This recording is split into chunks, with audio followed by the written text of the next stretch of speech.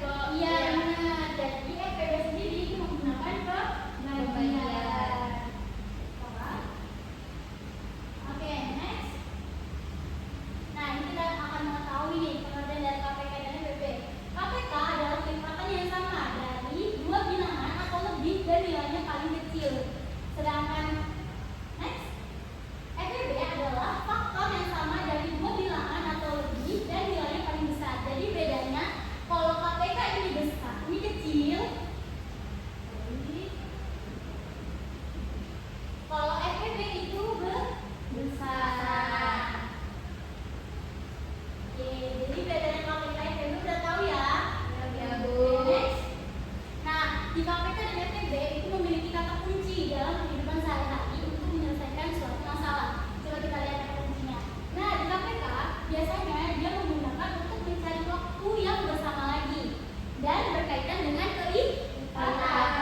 Terus biasanya ada kata setia, lalu ada mencari kejadian yang berulang dan juga mencari waktu yang paling cepat untuk bersama lagi. Ya.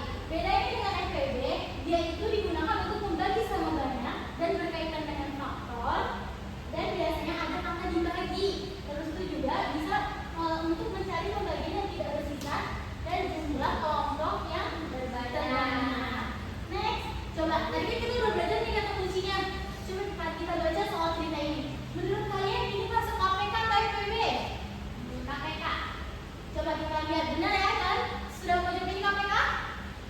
Ya, Bu. Coba kita next, kita lihat jawabannya tentang KPK. Apakah benar? Coba pilih. Ya. Wah. Ya benar KPK. Kenapa? Karena ada kata berapa hari lagi mereka akan berenang bersama Lagi. Coba next. Nih, kalau yang ini KPK atau FPB? FPB. Kenapa FPB? Coba kita next. Karena ada kata dengan jumlah sama banyak. Jadi kita tahu ya penggunaan KPK dan FPB ini. Sudah, Bu. Oke, kita next. Cara pengerjaannya. Nah, jadi cara pengerjaannya yang dikenalkan di sini adalah namanya tabel faktorisasi. Jadi tabel faktorisasi itu menggunakan tabel. Bisa diperhatikan. Ini kita menggunakan 3 tabel.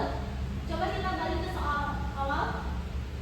Ya, kita lihat 18 pisang, 1 apel dan 18 pisang. 1 apel dan 18 pisang. Ini mencari FPB. Cara mencari FPB seperti apa? Dia harus tabelnya harus sama. Karena dia angka 1 di tabel ini dia itu tidak bisa. Jadi coba kita ganti dengan angka 10. Nah, cara membaginya seperti apa? Ini dia terus dibagi ya teman-teman. Anak-anak.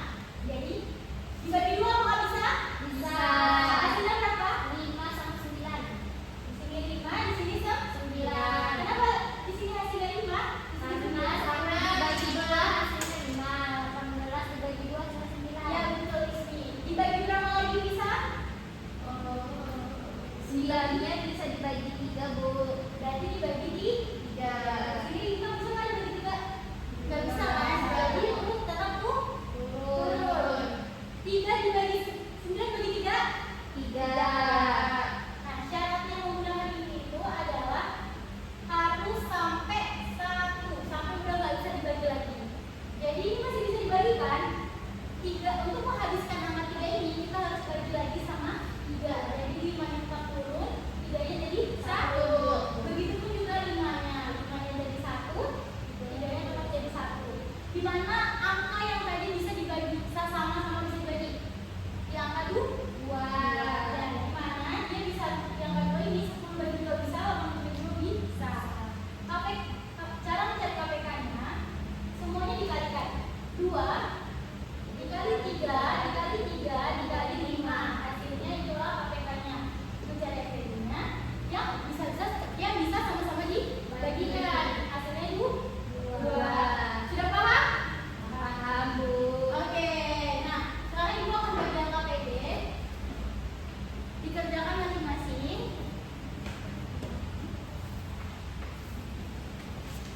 Ya, silakan dibaca KPD-nya dengan jelas. Di depan sudah ada ringkasan materi yang dibuat sudah. Dikerjakan. Ibu kasih waktu 1 menit ya.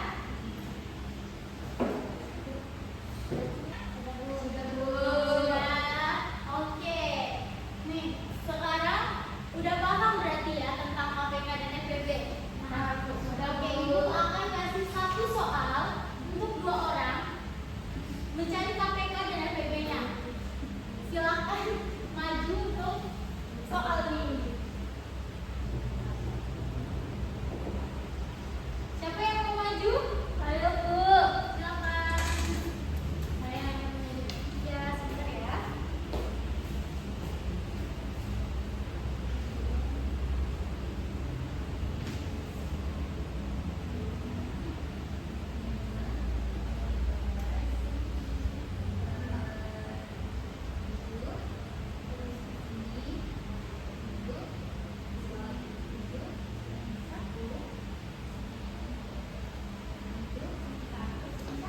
Ya benar salah. Coba KPK jadi berapa salah?